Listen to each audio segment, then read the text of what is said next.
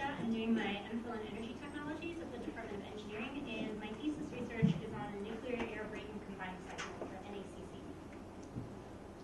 So the motivation for this project is the need for low-carbon, affordable energy. Our current options all have significant drawbacks. Fossil fuels are dirty, as we all heard from Dave and Josh. They contribute to greenhouse gases. Renewables are intermittent, so the sun isn't always shining or the wind isn't always blowing when we need electricity. And our present energy system requires us to produce electricity as we consume it. So we don't have significant storage capacity yet. And nuclear reactors produce power at a constant output in most cases. So again, that's a problem because we need to produce power as we use it. And to explain why this is, I've taken a snapshot of actual power consumption in the UK. This is from earlier this week. So on the left side here, you have demand, and this is the supply. So you can see the fluctuation over the day in the electricity demand. And you have these little periodic peaks over the days of the week. It's a little bit lower on the weekend because people aren't going into their offices and turning on lights and things like that. So on the right side, you can see this little line here is wind, so that's not very much. Nuclear is that green bar, it's fairly flat, and coal and natural gas combustion make up most of that variation that you can see on the left side. The reason that nuclear operates at a constant output is because nuclear reactors are so expensive to develop that their operators or owners, in order to recover those costs, run them at maximum capacity. But because you have to use power or produce power as you use it, this maximum capacity is designed to be less than or equal to the minimum demand at any given time. So just quickly, this is how current nuclear reactors work in most cases. You've got your nuclear reaction going on here. It's heating up water, turning it into steam. This steam drives a turbine, which powers the generator, and the generator converts mechanical energy into electricity.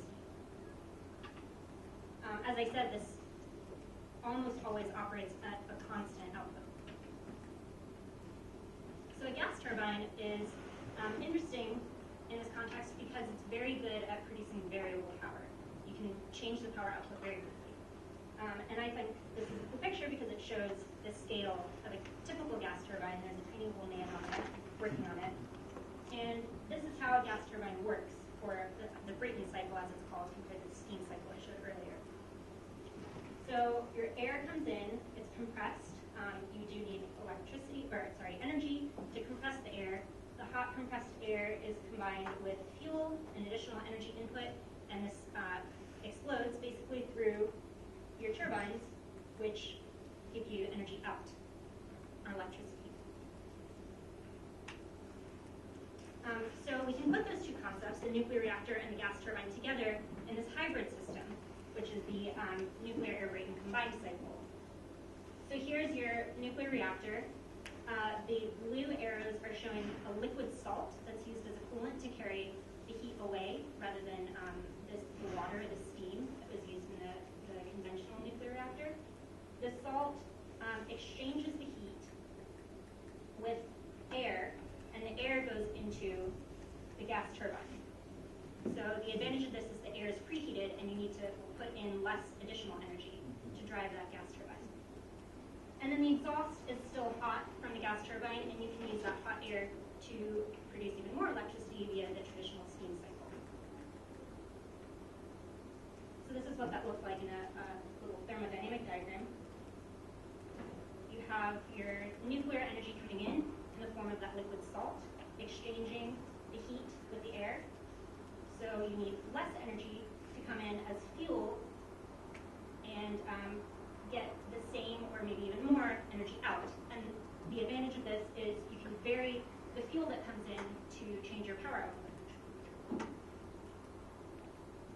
So what I'm working on is modeling and optimizing this combined cycle performance.